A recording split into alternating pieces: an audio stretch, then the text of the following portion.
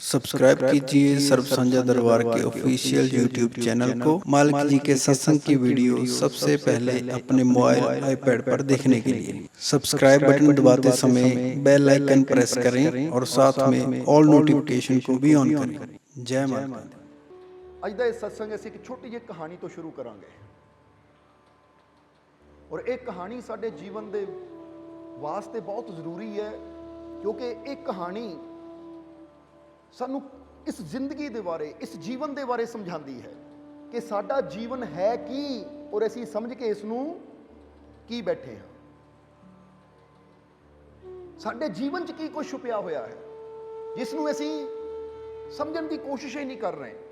ਅਗਰ ਉਹ ਚੀਜ਼ ਦਾ ਗਿਆਨ ਸਾਨੂੰ ਹੋ ਜਾਵੇ ਜੋ ਸਾਡੇ ਜੀਵਨ ਦੇ ਅੰਦਰ ਉਸ ਮਾਲਿਕ ਨੇ, ਪ੍ਰਮਾਤਮਾ ਨੇ ਰੱਖਿਆ ਹੈ, ਤਾਂ ਇਨਸਾਨ ਦੇ ਜੀਵਨ ਦੀਆਂ ਸਾਰੀਆਂ ਉਲਝਣਾਂ, ਸਾਰੀਆਂ ਪਰੇਸ਼ਾਨੀਆਂ, ਸਾਰੀਆਂ ਟੈਨਸ਼ਨਾਂ ਹੀ ਖਤਮ ਹੋ ਸਕਦੀਆਂ ਹੈ।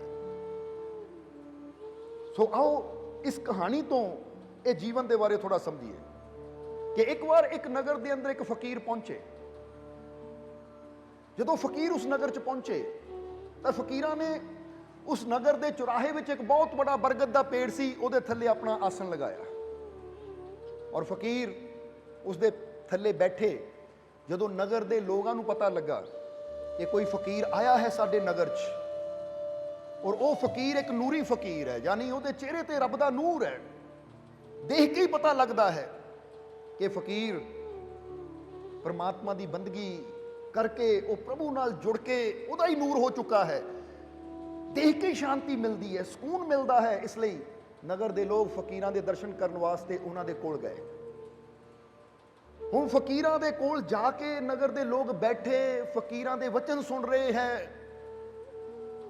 ਹੁਣ ਕੀ ਹੋਇਆ ਉਸ ਵੇਲੇ ਕਿ ਇੱਕ ਆਦਮੀ ਜਦੋਂ ਉਸਨੇ ਦੂਰੋਂ ਫਕੀਰਾਂ ਨੂੰ ਦੇਖਿਆ, ਫਕੀਰਾਂ ਨੂੰ ਦੇਖ ਕੇ ਮਨ ਨੂੰ ਇੰਨੀ ਸ਼ਾਂਤੀ ਮਿਲੀ ਕਿ ਉਹਦੀਆਂ ਅੱਖਾਂ 'ਚ ਪਾਣੀ ਆ ਗਿਆ ਔਰ ਫਕੀਰਾਂ ਨੂੰ ਖੜ ਕੇ ਦੇਖ ਰਿਹਾ ਨਾਲੇ ਰੋ ਰਿਹਾ ਹੈ।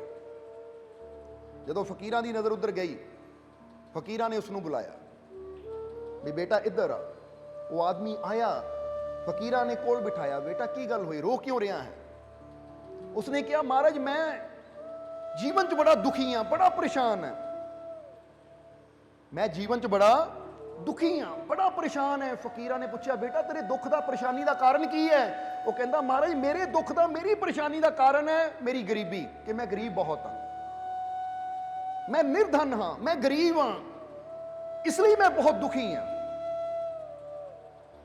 ਜਿਸ ਵੇਲੇ ਇੰਨੀ ਗੱਲ ਉਸ ਆਦਮੀ ਨੇ ਕਹੀ ਤਾਂ ਦੇਖੋ ਫਕੀਰਾਂ ਨੇ ਕੀ ਜਵਾਬ ਦਿੱਤਾ। ਫਕੀਰਾਂ ਨੇ ਉਹਦੀ ਤਰਫ ਦੇਖਿਆ ਔਰ ਮੁਸਕਰਾ ਕੇ ਕਹਿਣ ਲੱਗੇ ਕਿ ਬੇਟਾ ਤੂੰ ਤਾਂ ਬਹੁਤ ਧਨੀ ਹੈ, ਤੂੰ ਤਾਂ ਬਹੁਤ ਧਨਵਾਨ ਹੈ, ਤੂੰ ਕਿਉਂ ਆਪਣੇ ਆਪ ਨੂੰ ਗਰੀਬ ਕਹਿ ਰਿਹਾ ਹੈ? ਤੂੰ ਬਹੁਤ ਧਨਵਾਨ ਹੈ, ਤੂੰ ਇੰਨਾ ਧਨਵਾਨ ਹੈ, ਇੰਨਾ ਧਨੀ ਹੈ ਕਿ ਤੂੰ ਚਾਹਵੇਂ ਤਾਂ ਦੂਜਿਆਂ ਨੂੰ ਵੀ ਅਮੀਰ ਬਣਾ ਦੇਵੇਂ।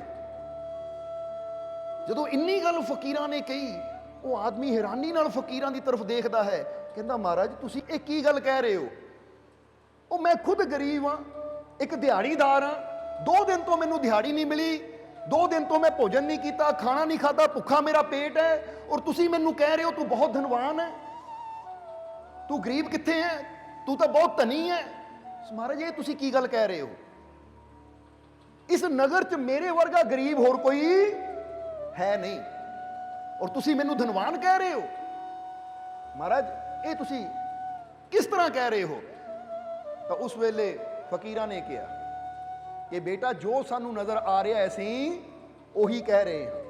ਕਹਿੰਦਾ ਮਹਾਰਾਜ ਮੈਂ ਸਮਝਿਆ ਨਹੀਂ, ਤੁਹਾਨੂੰ ਕੀ ਨਜ਼ਰ ਆ ਰਿਹਾ? ਮੇਰੇ ਫਟੇ ਹੋਏ ਕੱਪੜੇ, ਪੈਰੋਂ ਨੰਗਾ ਹਾਂ, ਤਨ ਤੇ ਫਟੇ ਕੱਪੜੇ ਹੈ, ਔਰ ਤੁਸੀਂ ਕਹਿ ਰਹੇ ਹੋ ਜੋ ਮੈਨੂੰ ਨਜ਼ਰ ਆ ਰਿਹਾ ਮੈਂ ਉਹ ਕਹਿ ਰਿਹਾ ਹਾਂ ਕਿ ਮੈਨੂੰ ਦੇਖ ਕੇ ਤੁਸੀਂ ਮੇਰੀ ਹਾਲਤ ਦਾ ਅੰਦਾਜ਼ਾ ਨਹੀਂ ਲਗਾ ਸਕਦੇ ਕਿ ਜੇ ਮੇਰੇ ਕੱਪੜੇ ਫਟੇ ਹੋਏ ਆ, ਪੈਰੀ ਜੁੱਤੀ ਵੀ ਨਹੀਂ ਹੈ, ਤਾਂ ਮੇਰੇ ਘਰ ਦੇ ਹਾਲਾਤ ਕੀ ਹੋਣਗੇ? ਔਰ ਤੁਸੀਂ ਕਹਿ ਰਹੇ ਹੋ ਧਨੀ ਹੈ, ਅਮੀਰ ਹੈ। ਤਾਂ ਉਸ ਵੇਲੇ ਫਕੀਰਾਂ ਨੇ ਕਿਹਾ ਠਹਿਰ, ਤੂੰ ਇਦਾਂ ਨਹੀਂ ਸਮਝਣਾ। ਉੱਥੇ ਬੈਠੇ ਬੈਠੇ ਫਕੀਰਾਂ ਨੇ, ਦੂਰ ਇੱਕ ਪੱਥਰ ਪਿਆ ਸੀ, ਫਕੀਰਾਂ ਨੇ ਉਹਦੀ ਤਰਫ ਇਸ਼ਾਰਾ ਕੀਤਾ। ਫਕੀਰ ਕਹਿੰਦੇ ਉਹ ਕੀ ਹੈ ਸਾਹਮਣੇ? ਕਹਿੰਦਾ ਮਹਾਰਾਜ ਪੱਥਰ। ਜ਼ਰਾ ਧਿਆਨ ਦੇਣ ਵਾਲੀ ਗੱਲ ਹੈ। ਫਕੀਰਾਂ ਨੇ ਕਿਹਾ ਉਹ ਸਾਹਮਣੇ ਕੀ ਹੈ? ਕਹਿੰਦਾ ਜੀ ਪੱਥਰ। ਫਕੀਰ ਕਹਿੰਦੇ ਪਰ ਐਸੀ ਕਹਿੰਦੇ ਪੱਥਰ ਨਹੀਂ ਹੈ। ਕਹਿੰਦਾ ਮਹਾਰਾਜ ਇਹ ਕਿੱਦਾਂ ਦੀ ਗੱਲ ਕਹਿ ਰਹੇ ਹੋ? ਪੱਥਰ ਹੈ। ਨਜ਼ਰ ਆ ਰਿਹਾ ਸਾਫ਼ ਸਪਸ਼ਟ ਕਿ ਪੱਥਰ ਹੈ। ਫਕੀਰ ਕਹਿੰਦੇ ਤੂੰ ਕਹਿ ਰਿਹਾ ਪੱਥਰ ਹੈ ਕਿਉਂਕਿ ਤੈਨੂੰ ਪੱਥਰ ਨਜ਼ਰ ਆਉਂਦਾ ਹੈ, ਪਰ ਅਸੀਂ ਕਹਿ ਰਹੇ ਪੱਥਰ ਨਹੀਂ ਹੈ। ਕਹਿੰਦਾ ਮਹਾਰਾਜ ਤੁਸੀਂ ਕਹੋ ਤਾਂ ਮੈਂ ਨਗਰ ਦਾ 100 ਬੰਦਾ ਲਿਆ ਕੇ ਖੜਾ ਕਰ ਦੇਵਾਂ, ਜਿਹੜਾ ਤੁਹਾਨੂੰ ਦੱਸ ਦੇਗਾ, ਗਵਾਹੀ ਦੇਗਾ ਕਿ ਇਹ ਪੱਥਰ ਹੈ। 100 ਬੰਦਾ ਮੈਂ ਲਿਆ ਕੇ ਖੜਾ ਕਰਕੇ ਉਹ ਤੋਂ ਪੁੱਛਵਾ ਸਕਦਾ ਹਾਂ, ਉਹ ਵੀ ਗਵਾਹੀ ਦੇਗਾ ਕਿ ਪੱਥਰ ਹੈ। ਔਰ ਤੁਸੀਂ ਕਹਿੰਦੇ ਹੋ ਪੱਥਰ ਨਹੀਂ ਹੈ। ਇਹ ਪੱਥਰ ਹੈ, ਤੁਸੀਂ ਇਹਨੂੰ ਕਹਿ ਰਹੇ ਹੋ ਪੱਥਰ ਨਹੀਂ ਹੈ। ਮੈਂ ਗਰੀਬ ਹਾਂ, ਤੁਸੀਂ ਮੈਨੂੰ ਕਹਿ ਰਹੇ ਹੋ ਗਰੀਬ ਨਹੀਂ ਹੈ। ਮਹਾਰਾਜ ਤੁਸੀਂ ਕਹਿਣਾ ਕੀ ਚਾਹੁੰਦੇ ਹੋ? ਕਿ ਤੁਹਾਨੂੰ ਸਾਫ਼-ਸਾਫ਼ ਨਜ਼ਰ ਨਹੀਂ ਆਉਂਦਾ ਇਹ ਪੱਥਰ ਹੈ ਤਾਂ ਮੈਂ ਗਰੀਬ ਹਾਂ? ਤਾਂ ਫਕੀਰ ਕਹਿੰਦੇ ਤੂੰ 100 ਦੀ ਗੱਲ ਕਰਦਾ, ਤੂੰ ਲੱਖ ਵੀ ਲਿਆ ਕੇ ਖੜਾ ਕਰ ਦੇ, ਲੱਖ ਆਦਮੀ ਵੀ ਕਵੇ ਪੱਥਰ ਹੈ, ਤਾਂ ਮੈਂ ਉਹ ਲੱਖ ਆਦਮੀ ਦੀ ਗੱਲ ਨਹੀਂ ਮੰਨਣੀ, ਬਲਕਿ ਜੋ ਮੈਨੂੰ ਨਜ਼ਰ ਆ ਰਿਹਾ ਹੈ ਮੈਂ ਤਾਂ ਉਹੀ ਮੰਨਣਾ ਹੈ, ਉਹੀ ਕਹਿਣਾ ਹੈ ਕਿ ਇਹ ਪੱਥਰ ਨਹੀਂ ਹੈ। ਕਹਿੰਦਾ ਮਹਾਰਾਜ ਇਹ ਪੱਥਰ ਨਹੀਂ ਹੈ ਤਾਂ ਕੀ ਹੈ? ਇਹ ਸਾਫ਼ ਹੈ, ਸਪਸ਼ਟ ਹੈ ਪੱਥਰ ਹੈ। ਫਕੀਰ ਕਹਿੰਦੇ ਠਹਿਰ, ਤੂੰ ਪਾਰਸ ਦਾ ਨਾਮ ਸੁਣਿਆ ਹੈ? ਕਹਿੰਦਾ ਮਹਾਰਾਜ ਸੁਣਿਆ ਤਾਂ ਹੈ ਪਾਰਸ ਦਾ ਨਾਮ, ਉਹਦੇ ਗੁਣ ਪਤਾ ਤੈਨੂੰ? ਕਹਿੰਦਾ ਮਹਾਰਾਜ ਗੁਣ ਵੀ ਮੈਨੂੰ ਪਤਾ ਹੈ। ਫਕੀਰ ਕਹਿੰਦੇ ਕੀ ਗੁਣ ਹੈ ਉਹਦੇ? ਕਹਿੰਦੇ ਪਾਰਸ ਲੋਹੇ ਨੂੰ ਸੋਨਾ ਬਣਾ ਦਿੰਦਾ ਹੈ। ਫਕੀਰ ਕਹਿੰਦੇ ਤੇਰੇ ਹੱਥ 'ਚ ਜਾਂ ਤੇਰੇ ਕੋਲ ਕੋਈ ਲੋਹੇ ਦੀ ਚੀਜ਼ ਹੈ? ਤੇਰੇ ਕੋਲ ਕੋਈ ਲੋਹੇ ਦੀ ਚੀਜ਼ ਹੈ? ਉਹ ਕਹਿੰਦਾ ਮਹਾਰਾਜ ਲੋਹੇ ਦੀ ਚੀਜ਼ ਤਾਂ ਹੈ। ਫਕੀਰ ਕਹਿੰਦੇ ਲਿਆ ਫਿਰ। ਹੁਣ ਕਹਿੰਦੇ ਹੈ ਦੌੜ ਕੇ, ਕੋਲ ਹੀ ਇਹਦਾ ਘਰ ਸੀ, ਦੌੜ ਕੇ ਗਿਆ ਔਰ ਘਰ ਦੇ ਵਿੱਚ ਕਈ ਚੀਜ਼ਾਂ ਲੋਹੇ ਦੀਆਂ ਹੁੰਦੀਆਂ ਹੈ, ਚਿਮਟਾ ਹੋ ਗਿਆ, ਕੜਾਹੀ ਹੋ ਗਈ, ਤਵਾ ਹੋ ਗਿਆ। ਦੌੜ ਕੇ ਗਿਆ, ਚਿਮਟਾ ਚੱਕ ਲਿਆ, ਚਿਮਟਾ ਲੈ ਕੇ ਆਇਆ। ਕਹਿੰਦਾ ਮਹਾਰਾਜ ਲਓ। ਫਕੀਰ ਕਹਿੰਦੇ ਜਰਾ ਪੱਥਰ ਦੇ ਨਾਲ ਛੁਆ ਇਸ ਨੂੰ। ਜਦੋਂ ਪੱਥਰ ਦੇ ਨਾਲ ਛੁਆਇਆ ਤਾਂ ਦੇਖਦਿਆਂ ਹੀ ਉਹ ਲੋਹੇ ਦਾ ਚਿਮਟਾ ਕੀ ਹੋ ਗਿਆ? ਸੋਨਾ। ਫਕੀਰ ਕਹਿੰਦੇ ਹੁਣ ਦੱਸ ਇਹ ਕੀ ਹੈ, ਪੱਥਰ ਹੈ ਜਾਂ ਪਾਰਸ? ਕਹਿੰਦਾ ਮਹਾਰਾਜ ਇਹ ਤਾਂ ਪਾਰਸ ਹੈ। ਫਕੀਰ ਕਹਿੰਦੇ ਹੁਣ ਦੱਸ ਜੇ ਲੱਖ ਬੰਦਾ ਵੀ ਆ ਕੇ ਕਵੇ ਪੱਥਰ ਹੈ, ਤੂੰ ਮੰਨ ਲਏਗਾ? ਕਿਉਂਕਿ ਪਹਿਲਾਂ ਤੂੰ ਇਸ ਨੂੰ ਹੀ ਪੱਥਰ ਕਹਿ ਰਿਹਾ ਸੀ ਕਿ ਮੈਂ 100 ਬੰਦੇ ਦੀ ਗਵਾਹੀ ਦੇਣ ਨੂੰ ਤਿਆਰ ਆ ਕਿ ਇਹ ਚੀਜ਼ ਪੱਥਰ ਹੈ। ਫਕੀਰ ਕਹਿੰਦੇ ਤੈਨੂੰ ਪੱਥਰ ਨਜ਼ਰ ਆਉਂਦਾ ਸੀ, ਪਰ ਸਾਨੂੰ ਪਤਾ ਸੀ ਇਹ ਪਾਰਸ ਹੈ। ਹੁਣ ਤੈਨੂੰ ਵੀ ਇਹ ਚੀਜ਼ ਦਾ ਗਿਆਨ ਹੋ ਗਿਆ, ਅਹਿਸਾਸ ਹੋ ਗਿਆ ਕਿ ਇਹ ਪੱਥਰ ਨਹੀਂ ਹੈ, ਪਾਰਸ ਹੈ। ਹੁਣ ਪੂਰੀ ਦੁਨੀਆ ਵੀ ਮਿਲ ਕੇ ਅਗਰ ਤੈਨੂੰ ਕਹੇਗੀ ਕਿ ਇਹ ਪੱਥਰ ਹੈ ਤਾਂ ਤੂੰ ਮੰਨਣ ਨੂੰ ਤਿਆਰ ਨਹੀਂ ਹੋਏਗਾ, ਕਿਉਂਕਿ ਤੂੰ ਇਹਦੀ ਤਾਕਤ ਨੂੰ ਦੇਖ ਲਿਆ ਹੈ, ਇਹਦੀ ਤਾਕਤ ਨੂੰ ਜਾਣ ਲਿਆ ਹੈ ਕਿ ਪੱਥਰ ਪਾਰਸ ਹੈ ਜੋ ਲੋਹੇ ਨੂੰ ਸੋਨਾ ਕਰ ਦਿੰਦਾ ਹੈ। ਕਿਉਂਕਿ ਜਦ ਤੱਕ ਸਾਨੂੰ ਇਹਦੀ ਤਾਕਤ ਦਾ ਪਤਾ ਨਹੀਂ ਸੀ, ਇਹ ਸਾਡੀਆਂ ਨਜ਼ਰਾਂ 'ਚ ਪੱਥਰ ਸੀ। ਹੁਣ ਇਹਦੀ ਤਾਕਤ ਦਾ ਗਿਆਨ ਹੋ ਗਿਆ ਤਾਂ ਹੁਣ ਪਤਾ ਲੱਗ ਗਿਆ ਕਿ ਪੱਥਰ ਨਹੀਂ ਹੈ, ਇਹ ਉਹ ਪਾਰਸ ਹੈ ਜਿਹੜਾ ਦੂਸਰੇ ਦੀ ਕੀਮਤ ਵੀ ਵਧਾ ਸਕਦਾ ਹੈ। ਗੱਲ ਗਿਆਨ ਦੀ ਹੈ, ਗੱਲ ਸਮਝ ਦੀ ਹੈ, ਕਿਉਂਕਿ ਜਦੋਂ ਕਿਸੇ ਚੀਜ਼ ਦੀ ਸਮਝ ਆਉਂਦੀ ਹੈ ਤਾਂ ਫਿਰ ਉਹਦੀ ਕੀਮਤ ਵੀ ਕਈ ਗੁਣਾ ਵੱਧ ਜਾਂਦੀ ਹੈ। ਕਿਉਂਕਿ ਜਦ ਤੱਕ ਨਜ਼ਰ 'ਚ ਆਉਂਦਾ ਸੀ ਪੱਥਰ ਹੈ, ਕੋਈ ਦੇਖੇਗਾ ਵੀ ਨਹੀਂ, ਕੋਈ ਪੁੱਛੇਗਾ ਵੀ ਨਹੀਂ। ਜਦੋਂ ਪਤਾ ਲੱਗ ਗਿਆ ਪਾਰਸ ਹੈ ਤਾਂ ਹਰ ਕੋਈ ਸੰਭਾਲ ਕੇ ਰੱਖੇਗਾ। ਇਹ ਤਾਂ ਬੜਾ ਕੀਮਤੀ ਹੈ, ਇਹ ਦੁਰਲਭ ਹੈ। ਹੁਣ ਜ਼ਰਾ ਗੌਰ ਕਰਨਾ, ਇਹ ਕਹਾਣੀ ਸਾਨੂੰ ਗਿਆਨ ਦੇਣ ਵਾਸਤੇ ਬਣਾਈ ਗਈ ਹੈ। ਹੁਣ ਫਕੀਰਾਂ ਨੇ ਕਿਹਾ ਬਸ ਬੇਟਾ ਇਸੇ ਤਰ੍ਹਾਂ ਅਸੀਂ ਤੈਨੂੰ ਵੀ ਕਹਿ ਰਹੇ ਹਾਂ, ਤੂੰ ਗਰੀਬ ਨਹੀਂ ਹੈ, ਤੂੰ ਬਹੁਤ ਅਮੀਰ ਹੈ, ਤੇਤੋਂ ਜ਼ਿਆਦਾ ਕੋਈ ਧਨਵਾਨ ਹੀ ਨਹੀਂ ਹੈ। ਪਰ ਤੂੰ ਕਹਿੰਦਾ ਮਹਾਰਾਜ ਮੈਂ ਗਰੀਬ, ਤਾਂ ਇਹ ਤੇਰਾ ਅਗਿਆਨ ਹੈ। ਜਿਸ ਤਰ੍ਹਾਂ ਤੂੰ ਇਹ ਪਾਰਸ ਨੂੰ ਕਹਿ ਰਿਹਾ ਸੀ ਪੱਥਰ, ਜਿਸ ਤਰ੍ਹਾਂ ਤੂੰ ਇਸ ਅਨਮੋਲ ਪਾਰਸ ਨੂੰ ਸਧਾਰਨ ਪੱਥਰ ਸਮਝ ਕੇ ਕਹਿ ਰਿਹਾ ਸੀ ਕਿ ਮੈਂ 100 ਬੰਦਾ ਲਿਆ ਕੇ ਖੜਾ ਕਰ ਦੂੰ, ਇਹ ਪੱਥਰ ਹੈ, ਪਰ ਸਾਨੂੰ ਨਜ਼ਰ ਆ ਰਿਹਾ ਸੀ ਇਹ ਪਾਰਸ ਹੈ, ਕਿਉਂਕਿ ਸਾਨੂੰ ਇਹਦਾ ਗਿਆਨ ਹੈ ਕਿ ਇਹ ਅਨਮੋਲ ਹੈ। ਇਸੇ ਤਰ੍ਹਾਂ ਤੂੰ ਆਪਣੇ ਆਪ ਨੂੰ, ਆਪਣੇ ਸਰੀਰ ਨੂੰ ਦੇਖ ਕੇ ਕਹਿ ਰਿਹਾ ਹੈ ਕਿ ਮੈਂ ਗਰੀਬ ਹਾਂ, ਪਰ ਸਾਨੂੰ ਆਤਮਾ ਦਾ ਗਿਆਨ ਹੈ ਕਿ ਤੇਰੇ ਅੰਦਰ ਵੀ ਉਹੀ ਆਤਮਾ ਹੈ ਜੋ ਮੇਰੇ ਅੰਦਰ ਹੈ, ਤੇਰੇ ਅੰਦਰ ਵੀ ਉਹੀ ਪਰਮਾਤਮਾ ਹੈ ਜੋ ਮੇਰੇ ਅੰਦਰ ਹੈ। ਔਰ ਜਦੋਂ ਤੈਨੂੰ ਆਪਣੇ ਅੰਦਰਲੇ ਪਰਮਾਤਮਾ ਰੂਪੀ ਪਾਰਸ ਦਾ ਗਿਆਨ ਹੋ ਜਾਏਗਾ ਤਾਂ ਤੇਤੋਂ ਜ਼ਿਆਦਾ ਅਮੀਰ ਕੋਈ ਦੁਨੀਆ ਤੇ ਹੋ ਹੀ ਨਹੀਂ ਸਕਦਾ। ਜਰਾ ਸਮਝਣਾ, ਇਨਸਾਨ ਅਮੀਰੀ ਗਰੀਬੀ ਕਿਸ ਤਰ੍ਹਾਂ ਨਾਪਦਾ ਹੈ? ਇਨਸਾਨ ਅਮੀਰ ਜਾਂ ਗਰੀਬ ਬਾਹਰਲੇ ਪਦਾਰਥਾਂ ਨੂੰ ਲੈ ਕੇ ਨਾਪਦਾ ਹੈ, ਨਾਪ ਤੋਲ ਕਰਦਾ ਹੈ ਕਿ ਇਹਦੇ ਕੋਲ ਇੰਨਾ ਪੈਸਾ ਹੈ ਅਮੀਰ, ਇਹਦੇ ਕੋਲ ਘੱਟ ਪੈਸਾ ਇਹ ਗਰੀਬ, ਇਹਦੇ ਕੋਲ ਏਡੀ ਵੱਡੀ ਕੋਠੀ ਅਮੀਰ, ਇਹਦੇ ਕੋਲ ਛੋਟਾ ਘਰ ਗਰੀਬ, ਇਹਦੇ ਕੋਲ ਇੰਨੀਆਂ ਗੱਡੀਆਂ ਅਮੀਰ, ਇਹਦੇ ਕੋਲ ਗੱਡੀਆਂ ਘੱਟ ਹੈ ਇਹ ਗਰੀਬ। ਇਨਸਾਨ ਜਦ ਵੀ ਅਮੀਰੀ ਜਾਂ ਗਰੀਬੀ ਨੂੰ ਨਾਪ ਤੋਲ ਕਰਦਾ ਹੈ ਤਾਂ ਬਾਹਰਲੇ ਪਦਾਰਥਾਂ ਨਾਲ ਹੀ ਨਾਪ ਤੋਲ ਕੇ ਦੇਖਦਾ ਹੈ। ਪਰ ਗੁਰੂ ਰਹਿਬਰ ਦੱਸਦੇ ਹੈ ਕਿ ਸਭ ਤੋਂ ਵੱਡਾ ਧਨ, ਸਭ ਤੋਂ ਸੱਚਾ ਧਨ, ਸਭ ਤੋਂ ਉੱਚਾ ਧਨ ਤਾਂ ਤੁਹਾਡੇ ਅੰਦਰ ਹੈ, ਜਿਹਨੂੰ ਰਾਮ ਧਨ ਕਿਹਾ ਗਿਆ ਹੈ। ਹੁਣ ਜਦੋਂ ਤੱਕ ਅਸੀਂ ਆਪਣੇ ਅੰਦਰਲੇ ਧਨ ਨੂੰ ਨਹੀਂ ਸਮਝਾਂਗੇ, ਆਪਣੇ ਅੰਦਰ ਉਸ ਪਰਮਾਤਮਾ ਦੀ ਕੀਮਤ ਨਹੀਂ ਜਾਣਾਂਗੇ ਕਿ ਸਭ ਤੋਂ ਬੜਾ ਪਾਰਸ ਤਾਂ ਮੇਰੇ ਅੰਦਰ ਬੈਠਾ ਹੈ, ਜਦ ਤੱਕ ਉਹ ਪਾਰਸ ਨੂੰ ਨਹੀਂ ਸਮਝਾਂਗੇ, ਉਦੋਂ ਤੱਕ ਅਸੀਂ ਆਪਣੀ ਜ਼ਿੰਦਗੀ ਨੂੰ ਇਸੇ ਤਰ੍ਹਾਂ ਦੁੱਖਾਂ, ਤਕਲੀਫਾਂ, ਪਰੇਸ਼ਾਨੀਆਂ 'ਚ ਗੁਜ਼ਾਰਦੇ ਚਲੇ ਜਾਵਾਂਗੇ ਕਿ ਮੈਂ ਬੜਾ ਦੁਖੀ, ਮੈਂ ਬੜਾ ਪਰੇਸ਼ਾਨ, ਮੇਰੇ ਤੋਂ ਜ਼ਿਆਦਾ ਦੁਖੀ ਕੋਈ ਹੈ ਹੀ ਨਹੀਂ, ਮੇਰੇ ਤੋਂ ਜ਼ਿਆਦਾ ਗਰੀਬ ਕੋਈ ਹੈ ਹੀ ਨਹੀਂ, ਮੇਰੇ ਤੋਂ ਜ਼ਿਆਦਾ ਲਾਚਾਰ ਕੋਈ ਨਹੀਂ ਹੈ। ਪਰ ਜਦੋਂ ਗੁਰੂ ਰਹਿਬਰ ਫਕੀਰ ਆਪਣੀ ਨਜ਼ਰ ਨਾਲ ਦੇਖਦੇ ਹੈ, ਉਹ ਕਹਿੰਦੇ ਤੇਤੋਂ ਜ਼ਿਆਦਾ ਧਨਵਾਨ ਤਾਂ ਕੋਈ ਹੈ ਹੀ ਨਹੀਂ, ਕਿਉਂਕਿ ਧਨਾਂ ਦਾ ਦਾਤਾ ਯਾਨੀ ਉਹ ਸਾਰੀਆਂ ਦਾਤਾਂ ਦਾ ਮਾਲਿਕ ਤਾਂ ਤੇਰੇ ਅੰਦਰ ਬੈਠਾ ਹੈ। ਔਰ ਜਿੱਥੇ ਦਾਤਾ ਬੈਠਾ ਹੋਵੇ ਉਹ ਕਦੀ ਗਰੀਬ ਹੋ ਹੀ ਨਹੀਂ ਸਕਦਾ। ਬਸ ਜ਼ਰੂਰਤ ਹੁੰਦੀ ਹੈ ਗਿਆਨ ਦੀ, ਕਿਉਂਕਿ ਜਦ ਤੱਕ ਅਸੀਂ ਪੱਥਰ ਨੂੰ ਪੱਥਰ ਸਮਝਾਂਗੇ ਤਾਂ ਉਦੋਂ ਤੱਕ ਅਸੀਂ ਗਰੀਬ ਹਾਂ।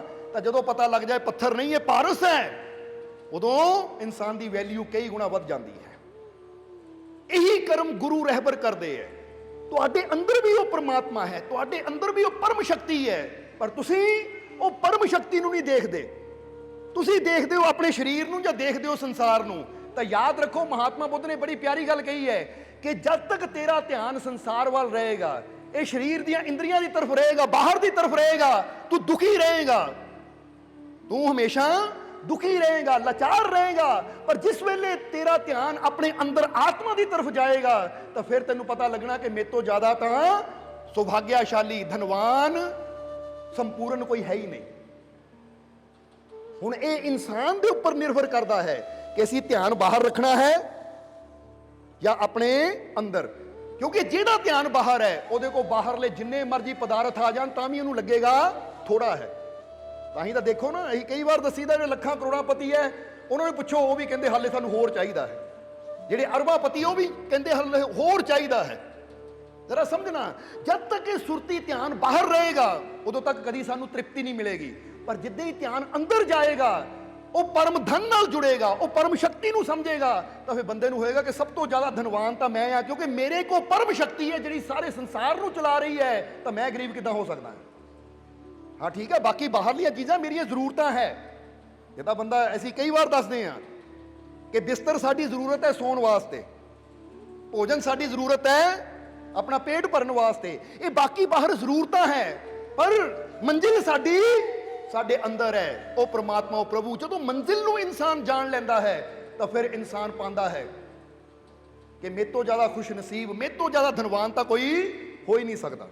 ਕਹਿੰਦੇ ਨੇ ਇੱਕ ਫਕੀਰ ਤੁਰੇ ਜਾ ਰਹੇ ਸੀ, ਇੱਕ ਫਕੀਰ ਤੁਰੇ ਜਾ ਰਹੇ ਸੀ, ਬਾਦਸ਼ਾਹ ਸਿਕੰਦਰ ਆਪਣੇ ਘੋੜੇ ਤੇ ਸਵਾਰ ਜਾ ਰਿਹਾ ਸੀ। ਸਾਹਮਣੇ ਜਦੋਂ ਫਕੀਰ ਗੁਜ਼ਰਿਆ ਤਾਂ ਬਾਦਸ਼ਾਹ ਸਿਕੰਦਰ ਨੇ ਫਕੀਰ ਦੀ ਤਰਫ ਦੇਖ ਕੇ ਪੁੱਛਿਆ, ਐ ਫਕੀਰ ਤੂੰ ਕੌਣ ਹੈ, ਕੀ ਨਾਮ ਹੈ ਤੇਰਾ? ਤਾਂ ਉਸ ਵੇਲੇ ਫਕੀਰ ਨੇ ਹੱਸ ਕੇ ਕਿਹਾ ਕਿ ਮੈਂ ਇੱਕ ਸਮਰਾਟ ਹਾਂ, ਇੱਕ ਰਾਜਾ ਹਾਂ। ਸਿਕੰਦਰ ਨੇ ਉਹਦੀ ਤਰਫ ਦੇਖਿਆ, ਕਿਉਂਕਿ ਸਮਰਾਟ ਤਾਂ ਸਿਕੰਦਰ ਸੀ ਜੋ ਘੋੜੇ ਤੇ ਸਵਾਰ ਜਾ ਰਿਹਾ ਹੈ, ਉਹ ਫਕੀਰ ਤਾਂ ਪੈਦਲ ਜਾ ਰਿਹਾ ਹੈ। ਇਸ ਲਈ ਸਿਕੰਦਰ ਨੇ ਕਿਹਾ ਤੂੰ ਸਮਰਾਟ ਹੈ? ਫਕੀਰ ਨੇ ਕਿਹਾ ਹਾਂ ਮੈਂ ਵੀ ਸਮਰਾਟ ਹਾਂ।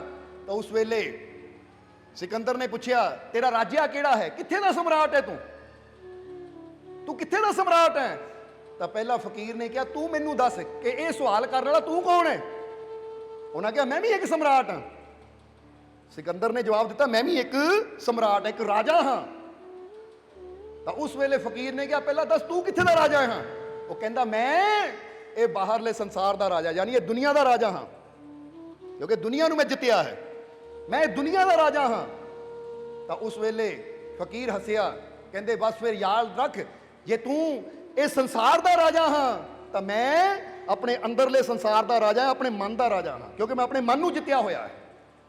ਔਰ ਯਾਦ ਰੱਖ, ਅਸਲੀ ਜਿੱਤ ਦੁਨੀਆ ਨੂੰ ਜਿੱਤਣ 'ਚ ਨਹੀਂ ਹੈ, ਅਸਲੀ ਜਿੱਤ ਹੈ ਮਨ ਨੂੰ ਜਿੱਤਣ 'ਚ, ਮਨਾਂ ਨੂੰ ਜਿੱਤਣ 'ਚ।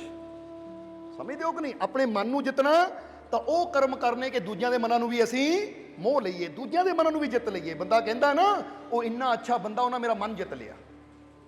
ਸੋ ਜਿਹੜਾ ਆਪਣੇ ਅੰਦਰ ਨੂੰ ਸਮਝ ਲੈਂਦਾ ਹੈ ਫਿਰ ਉਹ ਵੀ ਕੋਈ ਸਮਰਾਟ ਤੋਂ ਘੱਟ ਨਹੀਂ ਹੁੰਦਾ, ਉਹ ਵੀ ਕੋਈ ਰਾਜੇ ਤੋਂ ਘੱਟ ਨਹੀਂ ਹੁੰਦਾ।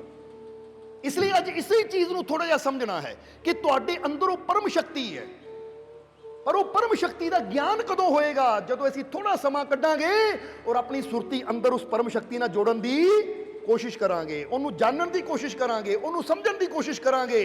ਕਿਉਂਕਿ ਜਿੱਧਰ ਸਾਡੀ ਸੁਰਤੀ ਜੁੜਦੀ ਚਲੀ ਜਾਂਦੀ ਹੈ ਉਹ ਚੀਜ਼ ਦੀ ਸਮਝ ਆ ਸਾਨੂੰ ਧੀਰੇ ਧੀਰੇ ਆਣੀ ਸ਼ੁਰੂ ਹੋ ਜਾਂਦੀ ਹੈ। ਜਰਾ ਸਮਝਣਾ ਸਾਰੇ। ਹੁਣ ਇਨਸਾਨ ਕੋਈ ਵੀ ਇਦਾਂ ਦੀ ਮਸ਼ੀਨ ਦੇਖ ਲਵੇ, ਕੋਈ ਵੀ ਇਦਾਂ ਦੀ ਚੀਜ਼ ਦੇਖ ਲਵੇ ਜਿਹਦੇ ਬਾਰੇ ਬੰਦਾ ਕਹਿੰਦਾ ਮੈਨੂੰ ਸਮਝ ਨਹੀਂ ਹੈ, ਤੁਸੀਂ ਹੌਲੀ ਹੌਲੀ ਉਹਨੂੰ ਦੇਖਦੇ ਰਹੋ, ਉਹਦੇ ਬਾਰੇ ਖੋਜਬੀਨ ਕਰਦੇ ਰਹੋ ਤਾਂ ਇੱਕ ਦਿਨ ਤੁਹਾਨੂੰ ਉਹਦੀ ਸਮਝ ਆਣੀ ਸ਼ੁਰੂ ਹੋ ਜਾਏਗੀ। ਕਿਉਂਕਿ ਕਿਸੇ ਵੀ ਚੀਜ਼ ਨੂੰ ਜਾਣਨ ਵਾਸਤੇ ਉਹਦੀ ਤਰਫ ਸੁਰਤੀ ਲਾਣੀ ਪੈਂਦੀ ਹੈ। ਸਮਝਦੇ ਹੋ ਕਿ ਨਹੀਂ? ਹੁਣ ਇੱਕ ਬੰਦਾ ਕਵੇ ਮੈਂ ਕਦੀ ਦਾਲ ਨਹੀਂ ਬਣਾਈ, ਸਬਜ਼ੀ ਨਹੀਂ ਬਣਾਈ, ਤਾਂ ਕੋਈ ਦਾਲ ਸਬਜ਼ੀ ਬਣਾ ਰਿਹਾ ਨਾ ਉਹਨੂੰ ਦੇਖਣਾ ਸ਼ੁਰੂ ਕਰ ਦਿਓ, ਆਪਣੀ ਸੁਰਤੀ ਧਿਆਨ ਪੂਰਾ ਉੱਧਰ ਲਾ ਦਿਓ, ਤਾਂ ਹੌਲੀ ਹੌਲੀ ਦੇਖਦਿਆਂ ਹੀ ਤੁਹਾਨੂੰ ਪਤਾ ਲੱਗਣਾ ਸ਼ੁਰੂ ਹੋ ਜਾਏਗਾ। ਕਿਉਂਕਿ ਜਿੰਨਾ ਵੀ ਕੁਝ ਸਿੱਖਿਆ ਜਾਂਦਾ ਹੈ ਉਹ ਦੇਖ ਕੇ ਸੁਣ ਕੇ ਹੀ ਸਿੱਖਿਆ ਜਾਂਦਾ ਹੈ। ਤਾਂ ਹੀ ਤਾਂ ਬੱਚੇ ਦੇਖਦੇ ਵੀ ਹੈ, ਸੁਣਦੇ ਵੀ ਹੈ। ਕਾਲਜਾਂ 'ਚ ਟ੍ਰੇਨਿੰਗ ਦਿੱਤੀ ਜਾਂਦੀ ਹੈ, ਬੱਚੇ ਦੇਖਦੇ ਵੀ ਹੈ, ਸੁਣਦੇ ਵੀ ਹੈ। ਪਹਿਲਾਂ ਦੇਖਣਾ, ਸੁਣਨਾ ਔਰ ਫਿਰ ਬੰਦਾ ਕਰਨ ਦੀ ਕੋਸ਼ਿਸ਼ ਕਰਦਾ ਹੈ। ਇਸ ਲਈ ਸ਼ੁਰੂਆਤ ਕਿੱਥੋਂ ਹੁੰਦੀ ਹੈ? ਦੇਖਣ ਔਰ ਸੁਣਨ ਤੋਂ ਕਿ ਸਾਡੀ ਸੁਰਤੀ ਕਿੱਥੇ ਹੈ। ਇਸ ਲਈ ਅਗਰ ਤੁਸੀਂ ਆਪਣੇ ਜੀਵਨ ਦੇ ਦੁੱਖਾਂ ਤੋਂ ਛੁਟਕਾਰਾ ਚਾਹੁੰਦੇ ਹੋ ਤਾਂ ਜਿੱਦਾਂ ਫਕੀਰਾਂ ਨੇ ਉਸ ਨੂੰ ਕਿਹਾ ਕਿ ਤੇਰੇ ਅੰਦਰ ਹੀ ਉਹ ਪਰਮ ਧਨ ਹੈ, ਪਰ ਹਾਲੇ ਤੂੰ ਅਗਿਆਨਤਾ ਦੇ ਕਾਰਨ ਆਪਣੇ ਆਪ ਨੂੰ ਗਰੀਬ ਸਮਝਦਾ ਹੈ, ਆਪਣੇ ਆਪ ਨੂੰ ਦੁਖੀ ਸਮਝਦਾ ਹੈ। ਅਗਰ ਤੈਨੂੰ ਗਿਆਨ ਹੋ ਜਾਵੇ, ਜਿੱਦਾਂ ਗਿਆਨ ਹੋ ਗਿਆ ਕਿ ਪਾਰਸ ਇਹ ਪੱਥਰ ਨਹੀਂ, ਪਾਰਸ ਹੈ, ਇਹ ਅਨਮੋਲ ਹੈ, ਇਸੇ ਤਰ੍ਹਾਂ ਤੈਨੂੰ ਸਮਝਣ ਦੀ ਜ਼ਰੂਰਤ ਹੈ ਕਿ ਤੇਰੇ ਅੰਦਰ ਵੀ ਇੱਕ ਐਸਾ ਪਾਰਸ ਹੈ ਜਿਹੜਾ ਅਨਮੋਲ ਹੈ। ਉਸ ਲਈ ਉਹਨਾਂ ਹੱਥ ਜੋੜੇ ਕਿ ਮਹਾਰਾਜ ਜਿੱਦਾਂ ਇਹਦਾ ਗਿਆਨ ਤੁਸੀਂ ਕਰਵਾਇਆ, ਹੁਣ ਅੰਦਰ ਦਾ ਗਿਆਨ ਵੀ ਤੁਸੀਂ ਕਰਵਾ ਦਿਓ। ਫਕੀਰ ਕਹਿੰਦੇ ਆ ਜਾ ਫਿਰ, ਕਿਉਂਕਿ ਫਕੀਰਾਂ ਦਾ ਤਾਂ ਕੰਮ ਹੀ ਹੁੰਦਾ ਹੈ ਅਗਿਆਨਤਾ ਤੋਂ ਗਿਆਨ ਦੀ ਤਰਫ ਲੈ ਕੇ ਜਾਣ ਦਾ। ਹੁਣ ਉਸ ਨੂੰ ਤਾਂ ਸਮਝ ਆ ਗਈ, ਅਸੀਂ ਪੁੱਛਾਂਗੇ ਤੁਹਾਨੂੰ ਕਦੋਂ ਸਮਝ ਆਏਗੀ, ਕਿ ਅਸੀਂ ਕਦੋਂ ਸਮਝਣ ਦੀ ਕੋਸ਼ਿਸ਼ ਕਰਾਂਗੇ ਕਿ ਆਪਣੇ ਅੰਦਰ ਉਹ ਪਰਮ ਸ਼ਕਤੀ ਨੂੰ ਜਾਣਨ ਦੀ ਅਸੀਂ ਕਦੋਂ ਸ਼ੁਰੂਆਤ ਕਰਾਂਗੇ? ਕਿਉਂਕਿ ਉਹ ਪਰਮ ਸ਼ਕਤੀ ਸਾਡੇ ਅੰਦਰ ਹੀ ਬੈਠੀ ਹੈ। ਔਰ ਗੱਲ ਤਾਂ ਕਿੱਥੋਂ ਸ਼ੁਰੂ ਹੁੰਦੀ ਹੈ? ਗੁਰੂ ਤੋਂ।